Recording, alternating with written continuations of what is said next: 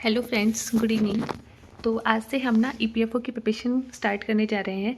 तो सबसे क्योंकि अभी आप लोगों को पता है कि अब हमारे पास लास्ट 30 डेज़ ही बचे हैं ईपीएफओ के एग्ज़ाम की प्रिपरेशन के लिए।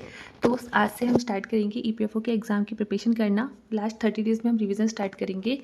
वो लास्ट 30 डेज़ प्लान कल आप लोगों के पास आएगा। अभी पहले हम डिस्कस करते हैं कि ईपीएफओ का एग्ज़ाम होता क्या है, इसकी स्ट्रेटजी क्या होनी चाहिए, उसके अलावा इसमें किस किस टॉपिक से क्या क्या क्वेश्चन आते हैं, इसका सिलेबस क्या है, एग्ज़ाम पैटर्न क्या है। उसके अलावा पीवाई का एनालिसिस करके हम देखेंगे कि किस सब्जेक्ट का कितना वेटेज है, कितने नंबर ऑफ़ क्वेश्चंस किस सब्जेक्ट से आते हैं। तो ये पूरा स्ट्रेटजी वीडियो है जहाँ पर हम इन सब टॉपिक्स पर डिस्कशन करेंगे। तो सबसे पहले हम स्टार्ट करते हैं एग्ज़ाम पैटर्न। तो देखते हैं कि इस एग्ज़ाम का एग्ज़ाम पैटर्न क्या है। तो किसी भी एग्ज़ाम को देने से पहले आप लोग को पहले ये पता होना चाहिए कि इस एग्ज़ाम का पैटर्न क्या है। तो इस एग्ज़ाम में टोटल नंबर ऑफ़ क्वेश्चन जो है वो 120 होते हैं। ये पेपर हमारा 2 पार्ट में डिवाइड होता है, section A and section B. Section A में 20 क्वेश्चन आते हैं जो कि होते हैं किससे, इंग्लिश से। और सेक्शन बी जो है उसमें जीएस क्वांटिटेटिव सब मिला के 100 क्वेश्चन आते हैं। और ये ईपीएफओ के 2 एग्ज़ाम जो होते हैं, एक तो होता है एपीएफसी और दूसरा होता है ईओ एओ। दोनों एग्जाम का पैटर्न बिल्कुल सेम होता है। टोटल नंबर ऑफ क्वेश्चन 20 होते हैं, जिसमें से 20 मार्क्स का हमारी इंग्लिश आती है। और सेक्शन बी जो है हमारा, उसमें 100 मार्क्स के क्वेश्चन होते हैं, जिसमें हमारा जीएस, जो भी इनके स्पेशल सब्जेक्ट्स हैं, और हमारा मैथ्स, रीजनिंग सब कुछ आता है उसमें। जो ये 120 क्वेश्चन होते हैं टोटल 300 मार्क्स के होते हैं, और इसमें 1/3 नेगेटिव मार्किंग होती है। तो ये हमारा एग्ज़ाम पैटर्न है। अब हम देखते हैं कि इस एग्ज़ाम का सिलेबस क्या है, क्योंकि इस एग्ज़ाम पैटर्न के बाद सबसे इंपॉर्टेंट जो है वो जो है हमारे लिए सिलेबस। ये एग्ज़ाम का सिलेबस क्या है, इसमें किस किस टॉपिक से क्वेश्चन पूछे जाते हैं। तो अगर हम इस एग्ज़ाम का सिलेबस देखें तो इस एग्ज़ाम में क्या क्या आता है। सबसे पहले मैंने आप लोगों को बताया ही था कि जनरल इंग्लिश आता है, जो 20 मार्क्स का होता है। ये पेपर के सेक्शन ए में आता है। उसके सेक्शन बी में हमारा आता है Indian freedom struggle, modern Indian history का पार्ट। उसके अलावा कल्चर और हेरिटेज, ये दोनों हिस्ट्री के कंपोनेंट हैं। फिर हमारे करंट अफेयर्स आते हैं, current event and development issues.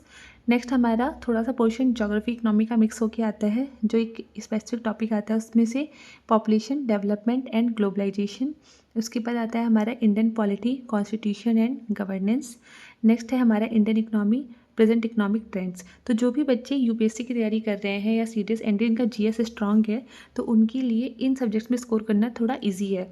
तो वो अपना फोकस इन सब्जेक्ट्स पे अच्छे से, मतलब इनको अच्छे से रिवाइज कर लें। Indian freedom struggle, Indian culture and heritage, current event, development issues, population, Indian polity, constitution and governance, Indian economy, present economic trends. तो इसके बारे में आप लोग पहले भी पढ़ चुके होंगे, तो इसको आपको सिर्फ रिविज़न करना होगा।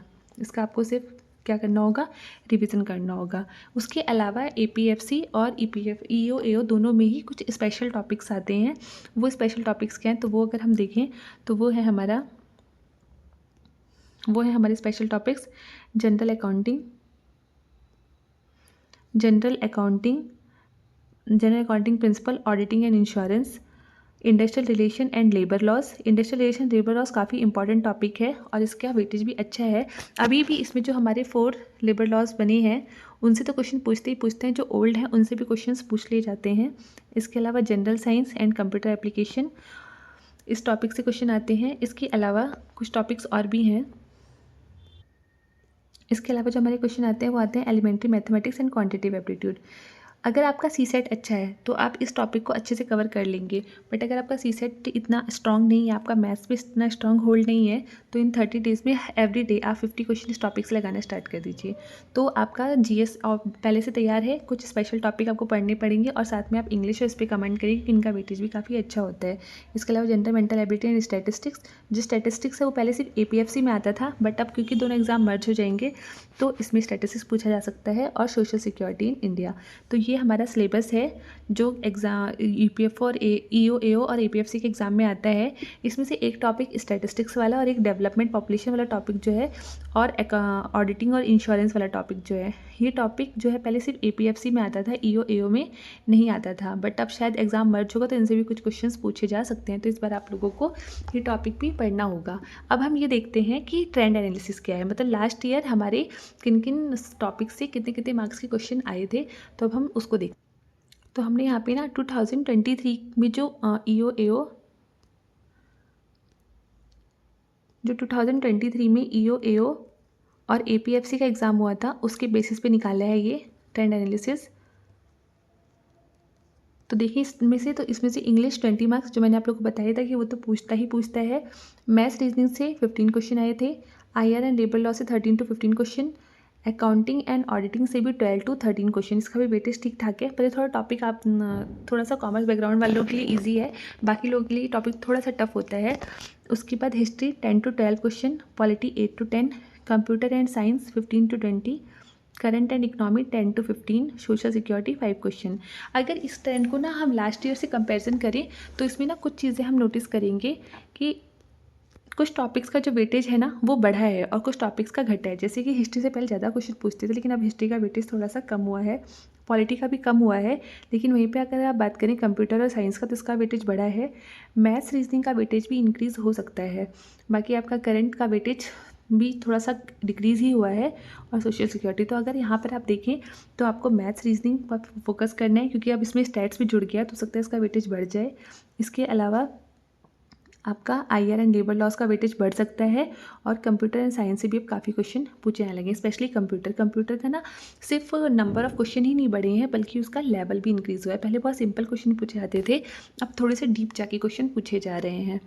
अब हम देखते हैं कि किन किन सब्जेक्ट्स पे हमें प्रायोरिटी देनी है, क्योंकि ये भी इंपॉर्टेंट है कि किन सब्जेक्ट्स को हम प्रायोरिटी पे रखें, ताकि इस एग्ज़ाम में हम एक स्ट्रेटजी के अकॉर्डिंग इस एग्ज़ाम को हम ईजिली क्रैक कर सकें। तो उस पर देखते हैं सब प्रायोरिटी सब्जेक्ट्स। तो अगर हम प्रायोरिटी सब्जेक्ट की बात करें तो सबसे पहले तो प्रायोरिटी पे हमें इंग्लिश हर दिन करनी है, और स्पेशली इंग्लिश में वोकैब वाला पार्ट और एक वोकैब प्लस ग्रामर। और क्योंकि उससे पहले 2023 के एग्ज़ाम से पहले वो लोग पैसेज नहीं पूछते थे, पर 2023 में APFC और EO दोनों एग्जाम में इन्होंने 5 मार्क्स का कॉम्प्रीहेंशन भी पूछा है। तो आप लोगों को थोड़ा सा कॉम्प्रीहेंशन पे भी कमांड करना पड़ेगा। बट अगर आप UPSC की प्रिपरेशन कर रहे हैं और CSET आपका ठीक ठाक है तो कॉम्प्रीहेंशन पे तो आपका कमांड होगा ही, लेकिन थोड़ा सा हमें वोकैब पे और थोड़ा सा ग्रामर के सेक्शन पे फोकस करना पड़ेगा। दूसरा मैथ्स एंड रीजनिंग, ये भी टॉपिक काफ़ी क्या बोलते हैं, अगर आप इसे अच्छे से प्रिपेयर कर लेते हैं मैथ्स एंड रीजनिंग को, तो ये भी आपको एक अच्छा बेनिफिट देगा, क्योंकि 15 मार्क्स काफ़ी अच्छे होते हैं, और हो सकता है इसका वेटेज और बढ़ जाए, क्योंकि इसमें स्टैटिस्टिक्स भी ऐड हो सकती है। थर्ड पे आप रखिए IR एंड लेबर लॉस, इसका वेटेज भी काफ़ी अच्छा है। नेक्स्ट सोशल सिक्योरिटी, इसमें कुछ स्कीम्स पढ़नी होती हैं, इसको आप थोड़ा पढ़ के भी अच्छे से मार्क्स गेन कर सकते हैं। नेक्स्ट आप रखिए साइंस एंड कंप्यूटर को थोड़ा सा आप डीप पढ़ना शुरू करिए, क्योंकि कंप्यूटर का जो लेवल है ना वो थोड़ा सा इंक्रीज़ किया गया है। अब वो सिंपल क्वेश्चन कंप्यूटर में नहीं पूछ रहे हैं, थोड़े से हाई लेवल के क्वेश्चंस पूछे जा रहे हैं। नेक्स्ट है मॉडर्न हिस्ट्री का वेटेज कम हुआ है, पर फिर भी मॉडर्न हिस्ट्री का और GS के पेपर की कंपैरिजन में मॉडर्न हिस्ट्री का वेटेज ठीक ठाक सा है। बाकी करंट अफेयर तो आप डेली का बना लीजिए कि हर दिन आपको 1 आवर करंट अफेयर करने ही करने हैं। और उसके बाद लास्ट में मैंने रखा है पॉलिटी एंड अकाउंटिंग। पॉलिटी का भी वेटेज बहुत ज़्यादा नहीं है, बट पॉलिटी ऐसा सब्जेक्ट है जो ईजिली हम कर सकते हैं।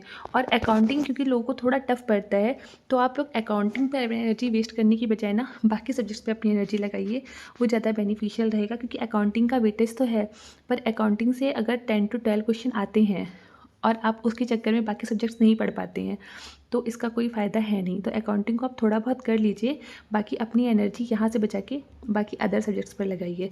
और अगर आप कॉमर्स बैकग्राउंड से हैं, आपका अकाउंटिंग सब्जेक्ट अच्छा है, तो फिर तो कोई प्रॉब्लम नहीं है, फिर आप इसको भी अच्छे से कर लीजिए रिवाइज़। तो ये एक स्ट्रैटेजी थी जो मुझे लगा कि आप लोगों के साथ शेयर करनी चाहिए। बाकी मैं आप लोगों के साथ जल्द ही लास्ट 30 डेज़ का प्लान लेकर आऊँगी, और उसके अलावा सब्जेक्ट वाइज आप लोगों को PYQ एनालिसिस कराऊँगी। तो आप लोग को ये स्ट्रेटजी कैसी लगी आप लोग बताइएगा, और उसके बाद मैं जो भी सब वो ईयर वाइज PYQ एनालिसिस होंगे वो यहाँ पे लाती रहूँगी, और कुछ MCQs भी आप लोगों को करवाती रहूँगी।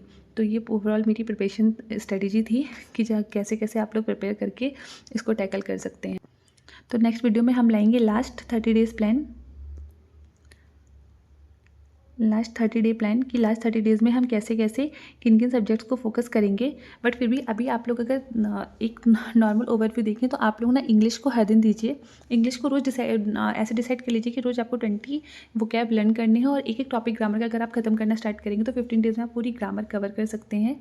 मैथ्स रीजनिंग को रोज़ 1 आवर दीजिए, क्योंकि मैथ्स रीजनिंग आपका प्रैक्टिस मांगता है, और अगर मैथ्स रीजनिंग आप पे आपका स्ट्रॉन्ग होल्ड है तो आप फुल मार्क्स भी ला सकते हैं, 15 out of 15 भी ला सकते हैं। वरना 13 तक तो आप ला ही सकते हैं, बट आपको उसके लिए प्रैक्टिस करनी पड़ेगी। तो हर दिन आप 1 आवर मैथ्स एंड रीजनिंग को दीजिए।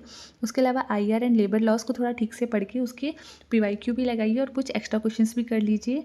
और मॉडर्न हिस्ट्री आप लोग अगर UPSC एस्पायरेंट हैं तो आप लोग मॉडर्न हिस्ट्री को एक बार अच्छे से रिवाइज कर लीजिए, आपका प्रिपेयर हो जाएगा। और पॉलिटी को और करंट अफेयर को भी आप डेली बना दीजिए। मतलब आप अपनी स्ट्रेटजी को इस तरीके से ब्रेक करिए कि इंग्लिश की कुछ पार्ट्स बेशक हाफ आवर ही दीजिए, मैथ्स एंड रीजनिंग और करंट अफेयर इनको डेली लेके चलिए। बाकी टॉपिक्स को आप डिसाइड कर लीजिए कि आपको कितने कितने दिन कौन कौन से टॉपिक्स करने हैं और उनको उस हिसाब से आप रिवाइज करना स्टार्ट कर दीजिए। और आप अपनी खुद की भी स्ट्रेटजी बना सकते हैं, वरना मैं कल आप लोगों को लास्ट 30 डेज़ का प्लान दूंगी, आप लोग उसको भी देख सकते हैं। तो थैंक्स फॉर वॉचिंग।